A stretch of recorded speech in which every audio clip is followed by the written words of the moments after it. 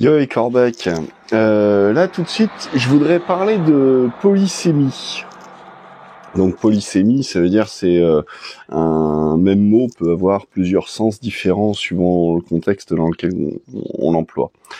Et en fait, il y a des polysémies qui sont même traîtres en fait, parce que il faudrait limite inventer un autre mot pour pas qu'il y ait de confusion sur le sens qu'on veut donner au terme. C'est-à-dire, là, je regardais une vidéo de A.T. Chuet, hein, donc malgré le fait que la justice compte bien se mêler de son affaire, je continue de regarder parce que je le trouve très technique, très intéressant sur le plan technique, voilà. Et en fait, il se trouve que lui, il explique de son point de vue de militaire, enfin d'ex-militaire d'active,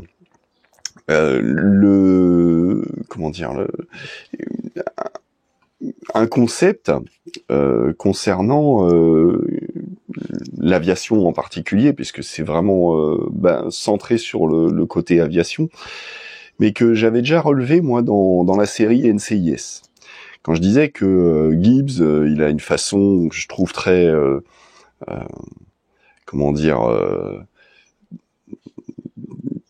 très prétentieuse quelque part d'aborder la vie et les rapports humains. Bon, t'arrêtes de m'emmerder, toi.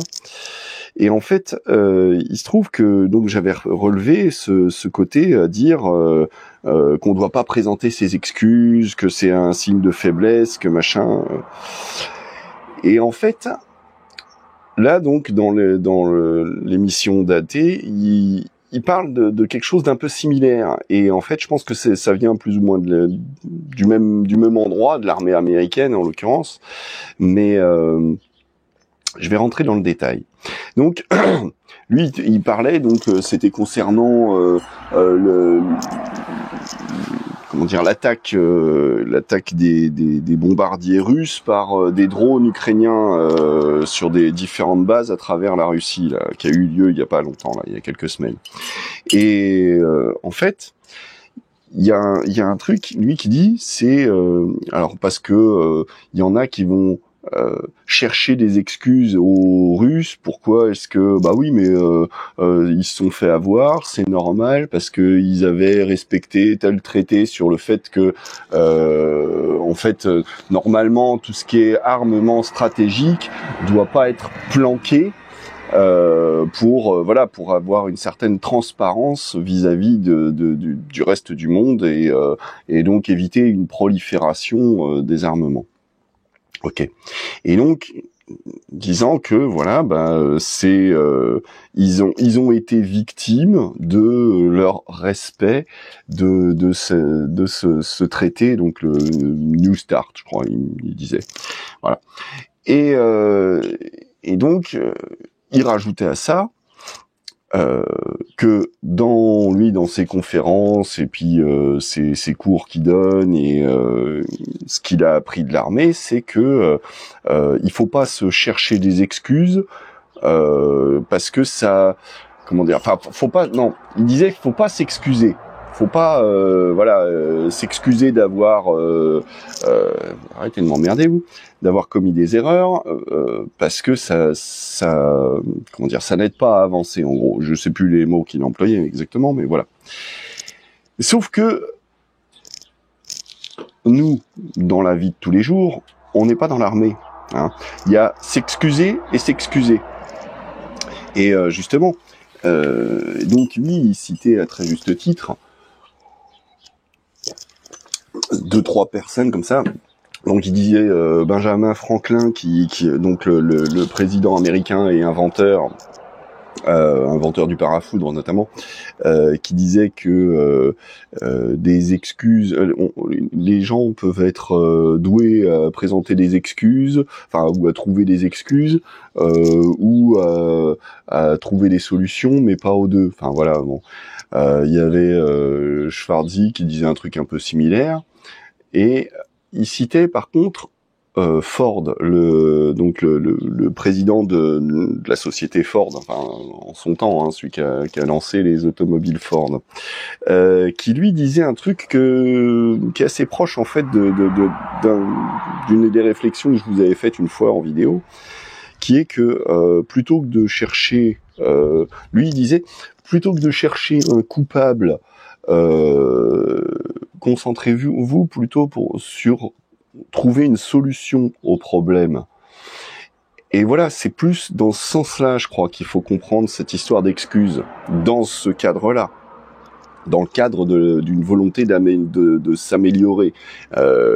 Parce que c'est s'améliorer, là, dans ce cas-là, dans un contexte, je dirais, que ce soit industriel ou militaire, voilà. Mais dans notre quotidien, en tant qu'individu, confronté à d'autres individus, présenter ses excuses, c'est pas comme au contraire de ce qu'avait l'air de dire Gibbs dans NCIS là, hein, comme je l'avais cité, c'est pas une preuve de faiblesse. Hein. Je veux dire, on commet tous des erreurs et présenter ses excuses, ça demande justement la force de le faire, hein, contrairement à ceux qui blessent les gens par des sales mots ou des choses comme ça, et qui, des années après, n'ont toujours pas les couilles d'aller dire ouais bon écoute, excuse-moi, j'ai déconné, tu vois, ce genre de comportement quoi. Et donc, ce que je veux dire par là, c'est que voilà, il y a polysémie un petit peu quelque part, il me semble, dans ces deux visions des choses, parce que on n'est pas au quotidien des militaires d'actifs qui cherchons à progresser. On peut progresser à titre individuel et être capable de faire preuve de l'humilité suffisante pour présenter ses excuses quand on a déconné. Je crois pas que ce soit une preuve ni de faiblesse ni de comment dire, une incapacité à progresser. Au contraire, c'est justement dans une démarche une volonté de s'améliorer. C'est pas se trouver des excuses, c'est différent entre présenter ses excuses et se chercher des excuses pour dire oui mais non mais tu sais ce jour-là j'étais bourré ou machin. Non, c'est pas une excuse, ça. Tu présentes pas tes excuses auprès de la personne que t'as blessée quand tu dis un truc comme ça. Là, tu dis oui, bon bah voilà, tu minimises quoi, en gros. Hein. Et donc c'est quand même deux choses, deux emplois du même terme qui sont d'un sens complètement différent. Voilà, bon là c'était ça un petit peu la réflexion que je voulais apporter là tout de suite. Bon, j'aurais d'autres trucs à dire tout à l'heure, je reprendrai la parole sur d'autres choses, mais voilà, il me semblait important de revenir sur ce point là que j'ai entendu. Je voulais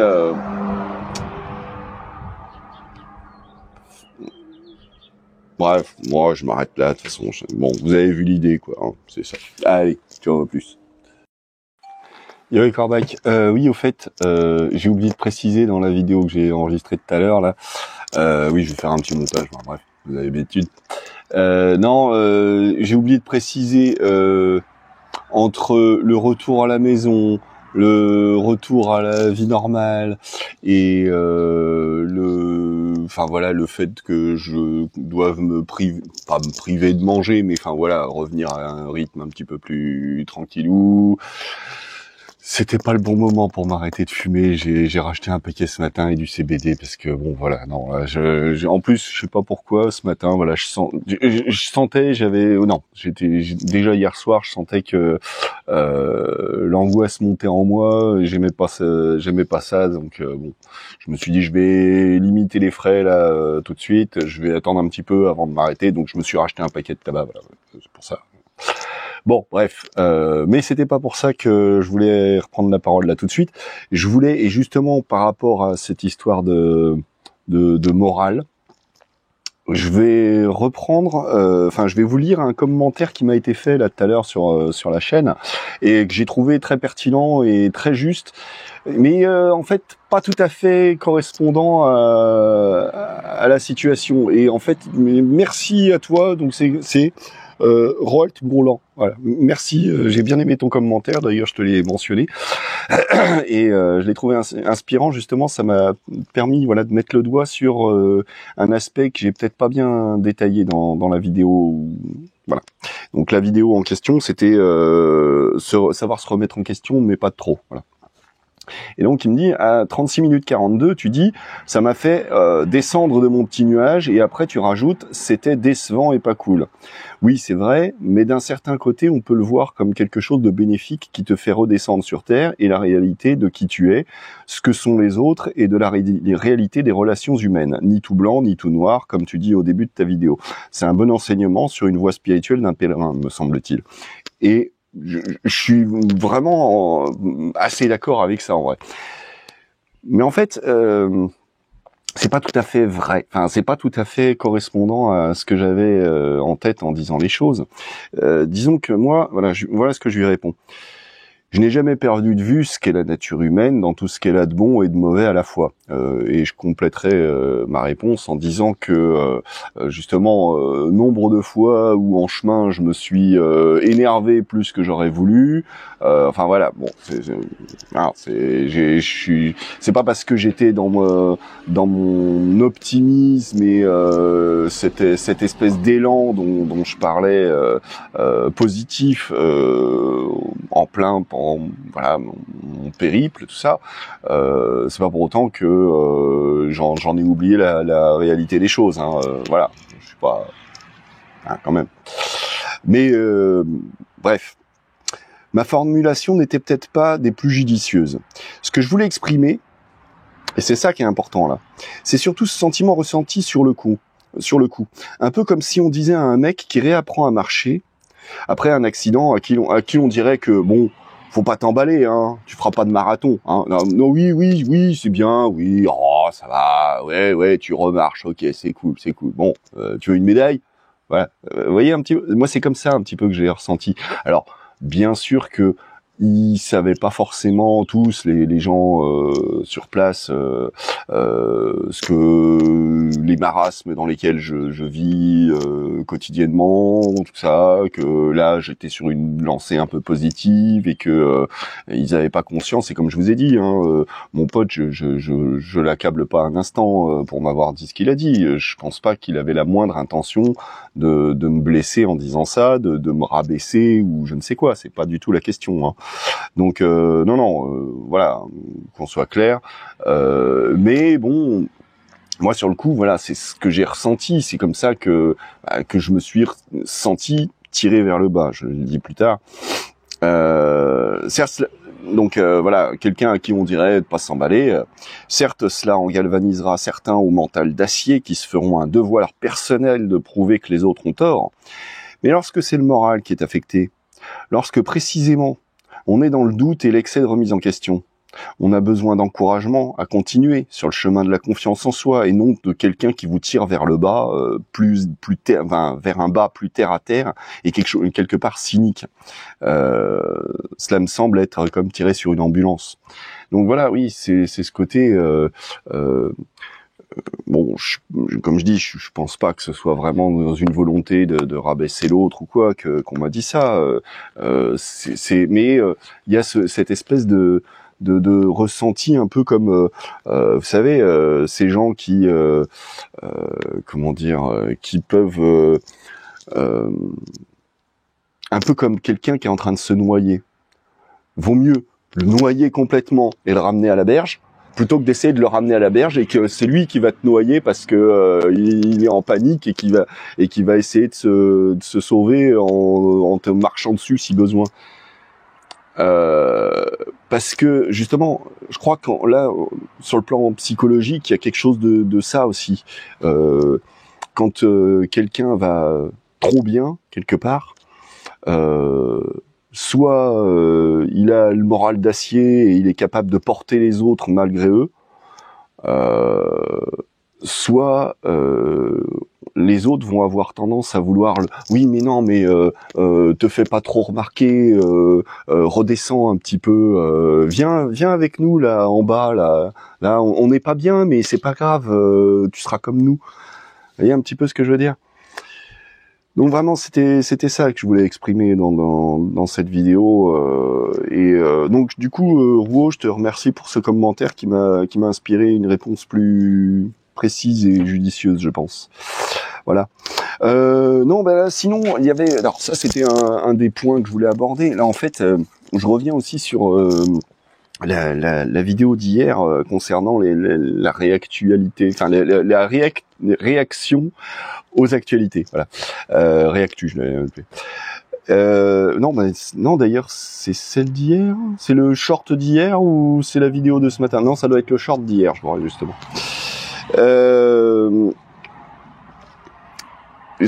Toujours au même sujet. Alors, juste une petite parenthèse. Ce qui est marrant, c'est que comme voilà, à chaque fois qu'il se passe un truc en France, là, c'est la canicule en ce moment. La guerre en Ukraine, Gaza, c'est fini, on n'en parle plus. Hein, ça n'existe plus. Hein, c'est cool. Hein, puis de toute façon, et puis il y a aucun mort au Soudan. C'est pas voilà. Érythrée, tout va bien. Tout ça. Enfin bref. Parenthèse en passant comme ça. Et par contre, donc pour en revenir au sujet que j'avais abordé hier, alors c'était rigolo hier soir. Vous savez, il y a tous ces gens qui s'achètent une piscine pour pouvoir depuis chez eux profiter de la piscine. Oh l'eau, ça fait du bien, un petit peu de fraîcheur et machin. Résultat, je voyais hier quelqu'un qui disait je viens à la piscine municipale parce que ma piscine à la maison elle est trop chaude, elle est à 35 degrés l'eau. C'est waouh. Vive la surconsommation pour rien. Du coup ta piscine, tu t'achètes une piscine pour mettre chez toi et pour ne même pas t'en servir parce que du coup non. Vous voyez, c'est comme si quelqu'un disait qu'il achète la clim mais que ça lui coûte trop cher, alors du coup il s'en sert pas. Enfin, non, mais je me disais bientôt, je pense que ce qui va se faire dans les années à venir, les piscinistes ils vont proposer un système de climatisation pour l'eau de la piscine quand elle sera trop chaude, et ça va se vendre, ça va être super. Ouais. Hein, voilà, toujours plus, toujours plus, toujours plus, toujours plus. Acheter, acheter, acheter, acheter, acheter. Acheter, à jeter, acheter, à jeter, acheter, à jeter. Tiens d'ailleurs, à ce propos, justement toujours dans le truc comment dire, quand je disais que la dernière fois que je me suis acheté un jean, c'est pour moi le dernier jean que j'ai acheté, il n'était pas censé être pour moi, j'étais censé l'offrir en cadeau, le mec est pas venu, bref, bon. Mais la dernière fois que je me suis acheté un jean pour moi, c'était il y a plus de 10 ans, OK, ouais, ça devait être 2013, je crois, ou 2011, je sais plus. Donc voilà, ça date quand même, la dernière fois que je me suis acheté un jean pour moi. C'est pour ça que l'autre jean le plus récent que j'ai, celui où il y a les roses et que j'ai déjà brodé parce que en fait il commençait déjà à faire des trous, tellement la qualité baisse et que voilà, maintenant on peut plus se fier à rien. Celui-là, donc il doit avoir pas loin de 10 ans maintenant, mais bon. Voilà, bon, c'est pour dire. Et du coup, ce que je voulais montrer, c'est ça. Ça, c'est, je sais même pas d'où il me vient en fait. Il y a quelqu'un qui me l'a donné. Je crois que ça devait être Magali, une fois que j'étais monté sur Nancy, qui me l'a donné. Je sais pas où elle l'a trouvé. Ça se trouve dans vous savez, dans les bacs de récupération de vêtements dans la rue. Elle se sert. De toute façon, elle a bien raison. Ça sert un peu à ça. Vaut mieux qu'il soit utilisé plutôt qu'il finisse sur des plages au Chili ou je ne sais où. Même si les bacs de récupération dans les rues, normalement, c'est censé aller chez Emmaüs, être vendu ou je sais pas quoi. Mais enfin bref. Je connais pas tous les tenants, les aboutissants de ce business, mais toujours est-il qu'on sait qu'il y a des dérives. Et donc voilà, pour dire, voilà, je porte des fringues, j'ai plein de fringues en fait que je porte, qui sont, je sais même plus des fois d'où elles viennent. C'était pas à moi, c'est pas moi qui les ai achetées. C'est voilà, c'est de la récup. Et puis c'est pas plus mal. Vous voyez, il était un peu grand pour moi. J'ai fait des pinces histoire de le raccourcir un peu au niveau de la taille. Pour pas que je perde mon short, enfin mon Bermuda à chaque fois que j'ai pas de ceinture, vous voyez. Enfin bref, voilà, c'était une petite parenthèse là encore en passant.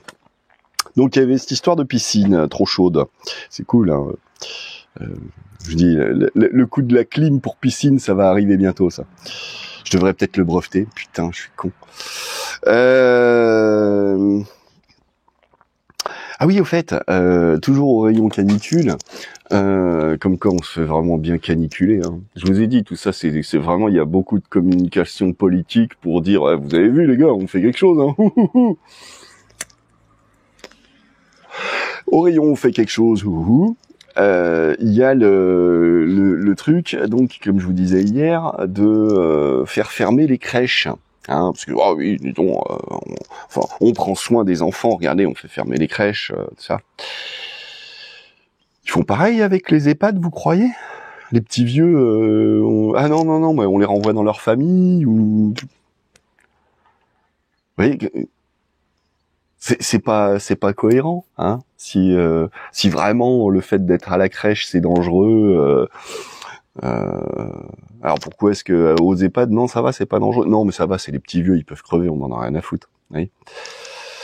Bref, donc voilà, encore ce petit point que j'avais trouvé rigolo. Ah oui, tiens, toujours avec les histoires de fermeture des crèches, un point de détail que j'avais oublié de mentionner. Qui, dans le couple, s'arrête en général pour prendre soin des enfants dans un cas comme celui-là, quand ils sont malades, quand les crèches ferment, quand tout ça. En général, c'est les femmes. Et du coup, ça tombe bien avec cette histoire de relance de la natalité là, que Macron là, il veut nous caser là. Hein, bah ouais, ça tombe bien, ouais. Hein, c'est les babonnes à la maison, allez, faites des gosses, hein, et puis laissez aux hommes le boulot et tout ça. Travail, famille, patrie, on est plus très loin. Ouais, on reprend le chemin là. Bon, bref. Ah oui, tiens, un truc. Alors, je sais pas à quoi ça tient. Franchement, les gens, je sais pas. Je suis désolé, je sais pas à quoi ça tient. Il y a cette histoire de commentaires qui parfois sont invisibles. Alors des fois ça arrive par hasard que je tombe dessus des mois plus tard quand je vais sur parce que je passe pas mon temps sur YouTube Creator. Hein, si j'y jette un œil une fois dans le mois, c'est bien joli. Alors pour ceux qui savent pas, c'est pour avoir toutes les statistiques concernant la chaîne, tous les mecs pour moi je suis un super YouTuber, je veux faire des millions de vues. Et non, bon voilà, oui, j'y jette un œil, hein, ça me repasse un coup l'ego dans le sens du poil de temps en temps, mais bon, hein, j'ai pas trop d'illusions par rapport à ça. Hein. Ma chaîne fait moins de 700 abonnés, hein, 650 et quelques. Hein, enfin, bref, au jour où je vous parle. Là, hein. Donc bon, hein, ça va. De quoi, justement, l'ego rester un petit peu. Voilà, je développe pas trop mon hubris. Hein. Donc voilà, oui, pour dire, si vous voyez que je réponds pas à vos commentaires, c'est peut-être que je les vois pas, tout simplement, ou peut-être des fois, des mois plus tard, j'y suis pour rien. Désolé. Ah oui, il y avait un autre truc concernant, parce qu'il y a eu un procès là qui a eu lieu, enfin je sais pas s'il est encore en cours, je me rappelle plus exactement, concernant une petite mamie qui aurait, alors bon, visiblement elle a des rapports médicaux, des certificats pour prouver que ce serait ça. Elle aurait fait un malaise cardiaque. Et c'est pour ça qu'elle s'est mise dans une voie à double sens et qu'elle a fauché une gamine et qu'elle l'a tuée. Bon, alors, ça relance le débat de oui, les vieux, ils ont rien à foutre derrière un volant, tout ça, sachant que les accidents avec des vieux, hein, statistiquement, hein, si on se fie aux statistiques, hein, en fait, ils causent bien moins de décès que les jeunes conducteurs qui ont picolé, qui font la fête et ce genre de conneries. Donc, c'est encore une fois une manipulation politique. Et puis aidé par ceux qu'on pourrait appeler dans un cas comme celui-là les idiots utiles qui vont faire des pieds et des mains parce que oui, faut changer les lois, faut hein.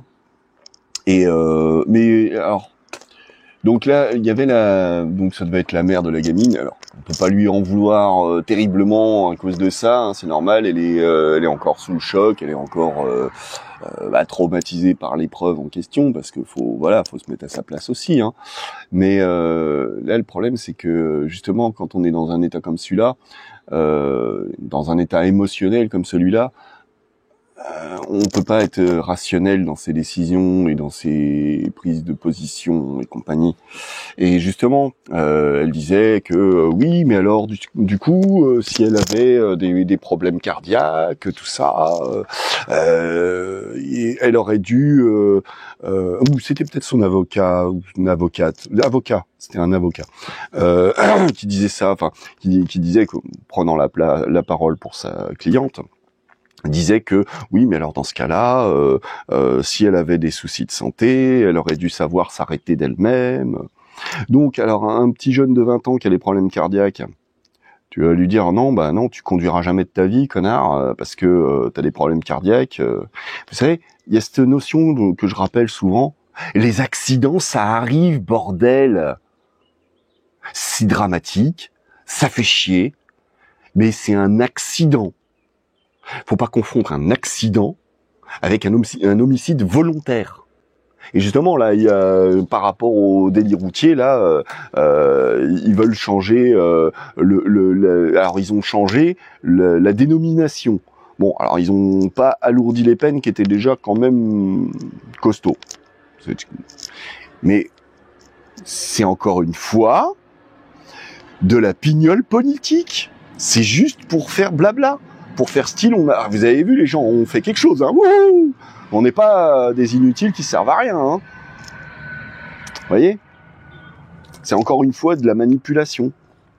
Et tout le monde, waouh, tu les interroges, les gens dans la rue, parce que tu leur fous un micro sous le nez, faut qu'ils trouvent quelque chose à dire. Parce que s'ils avaient rien à dire, ils pourraient passer pour des cons. Donc ils se dépêchent de répéter ce qu'ils ont entendu aux infos. Et si aux infos on leur a glissé les bonnes idées dans les oreilles, eh ben ils répètent les mêmes conneries. Voilà, sans réfléchir par eux-mêmes. J'ai une anecdote à ce propos. C'était au moment des gilets jaunes. Il y a eu les fameuses concertations dans les mairies. Venez nous dire ce que vous pensez des choses et machin.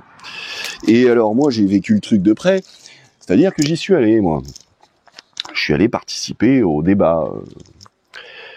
Et donc, il y avait un mec qui était là, alors un représentant du maire, ou enfin voilà, un adjoint, je sais pas qui exactement, un jeune connard arriviste, je dirais.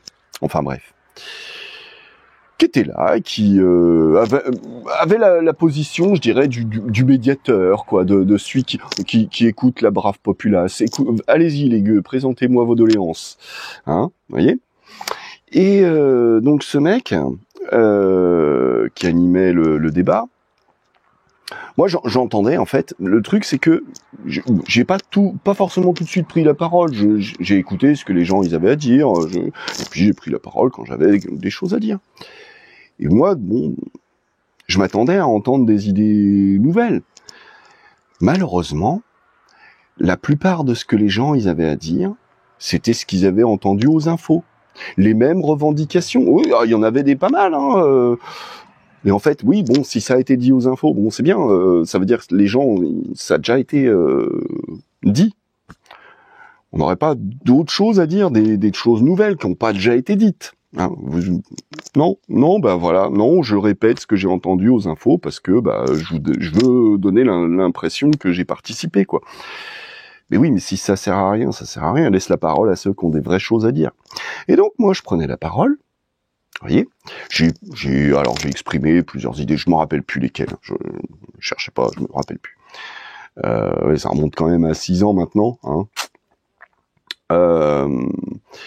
Et donc j'ai exprimé un petit peu mes pensées et bah oui, mais je prenais trop de temps du coup, hein, parce que j'exprimais pas une idée, j'en ai exprimé plusieurs. Alors il y avait le fameux connard arriviste là, qui oui mais bon ça va, y a pas que vous non plus, hein. Je sais plus comment il m'a sorti ça, mais en gros voilà quoi, faut laisser de la place aux autres, hein. Ouais, pour écouter ce que tout le monde a déjà entendu. Cool. Justement, je les ai laissés parler les autres. Maintenant, s'ils ont rien de plus à ajouter, je peux peut-être prendre la parole aussi. Mais peut-être que ce que je disais, c'était pas, ça plaisait pas, hein. Donc,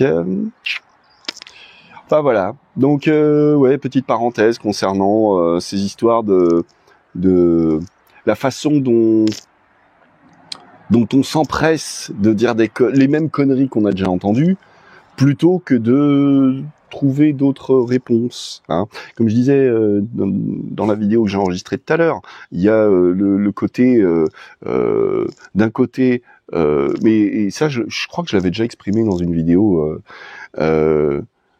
soit on peut dramatiser, se plaindre, et oh là là, merde, c'est la connerie, oh putain, oh ça a déconné, oh tout a chié par terre, oh la vache.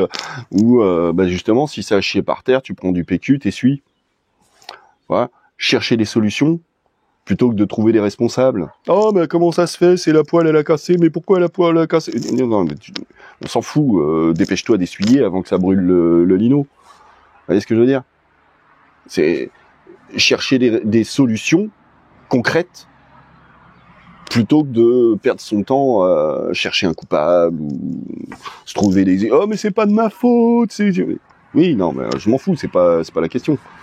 C'est pas la question de savoir de la faute à qui c'est. C'est la question que si tu laisses ce qui tombait dans de la poêle brûlant par terre, ton lino il va être cramé et là il va falloir le changer. Voilà.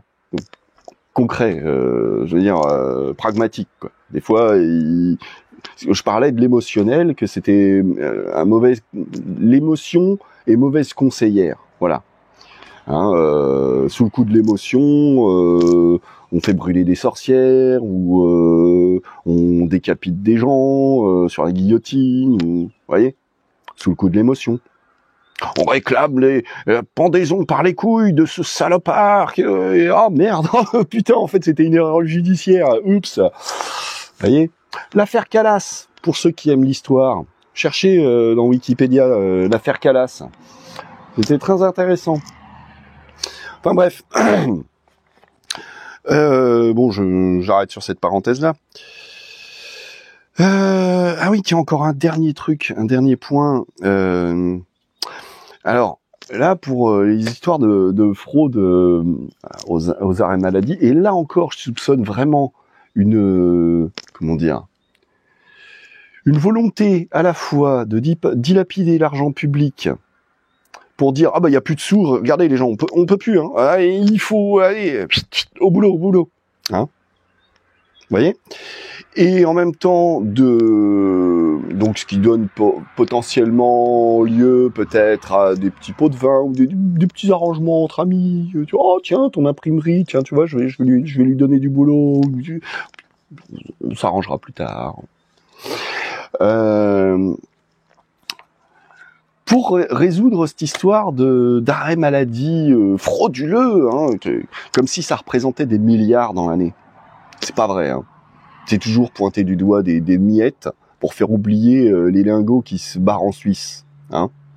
Et ceux qui volent les miettes, c'est pas les mêmes que ceux qui se barrent avec des lingots en Suisse, hein. N'oubliez jamais ça. Quand on pointe les chômeurs, quand on pointe les ceci, les cela, les immigrants, on les pointe du doigt, mais en vrai, enfin je devrais inverser mes mains, ouais. On les pointe du doigt, mais en vrai, c'est pour cacher autre chose, ok?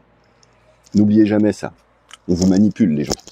Et donc, pour ces histoires de fraude aux arrêts maladie, alors, je sais pas si vous avez suivi, donc ils vont refaire des nouveaux CERFA infalsifiables avec on croirait des billets de banque, là, les machins, tel qu'ils les décrivent, et avec un système compliqué pour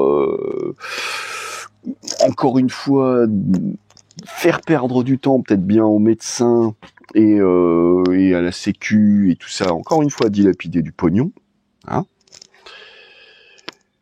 pour soi-disant sécuriser le système, hein. Combien ça va coûter déjà? Et puis surtout, est-ce qu'il n'y aurait pas moyen de faire ça vachement plus simple? Le médecin il fait un truc en vous savez, un carbone quoi, hein, en 2-3 exemplaires. Le médecin il en garde un, qu'il envoie à la sécu. Toi, t'en gardes un, tu l'envoies à la sécu. Et puis t'en gardes un comme preuve, ou alors le médecin, enfin bref, peu importe. Il y en a un, voilà, en 2 exemplaires, ça se trouve, ça suffirait peut-être. Bref. Et donc, si les deux qui parviennent à la sécu, ils correspondent, Bingo. S'ils correspondent pas, la fraude. Point. Pourquoi vous cherchez un truc plus compliqué que ça? Ou alors vraiment là, faut m'expliquer. Putain, je suis peut-être naïf. Ça se trouve, il y a les fraudeurs, ils savent intercepter le courrier que le médecin il envoie à la Sécu pour. Ah mais enfin, faut m'expliquer hein, comment c'est possible de frauder un système aussi simple que celui-là. Hein. Bon, non, vraiment, je crois qu'il y a une volonté de dilapider l'argent public d'une part, et puis bah justement dans le but de dire ah bah voyez il y a plus de sous, les gens les caisses sont vides, hein, voilà, hein, il faut réduire votre niveau de vie. Hein. Mais ceux dont on veut réduire le niveau de vie, c'est pas Bernard Arnault et Vincent Bolloré et je ne sais qui d'autre comme ça. Non, eux ça va, il faut qu'ils continuent de. Hein, c'est pour eux qu'on bosse. Hein, oui, c'est pour eux que les gens bossent et c'est pour eux que ceux qui nous gouvernent bossent. Hein, pas oublier que non seulement avant de faire carrière dans les hautes strates de la politique, souvent c'est des mecs qui sont passés par leurs entreprises, voilà. Et puis une fois qu'ils sont plus ministres ou présidents ou tout ce genre de choses, ils deviennent patrons France de Chine, comment on prononce là, le site chinois à la con là, où ils se servent de leur carnet d'adresses pour pouvoir faire des conférences à 100 000 € la soirée, ou des trucs comme ça. Salut Nico. Voyez, vraiment, ils se foutent de notre gueule. Hein. Et le problème, c'est vachement dangereux comme jeu, hein. Parce que le problème, c'est que du coup, plus personne croit en rien, plus personne croit en personne. Et si on peut pas se fier à la politique, ça pue la merde à un moment. Ça va puer la merde à un moment. Hein. Bref. Bon, je vais m'arrêter là pour l'instant, et puis de toute façon, c'est le genre de sujet qui refera surface tôt ou tard. Et je développerai peut-être un peu plus certains autres points là. Je suis allé au bout de mon inspiration du moment là tout de suite. Donc je vais m'arrêter là, et puis bah je vous dis à bientôt les corbecs. Et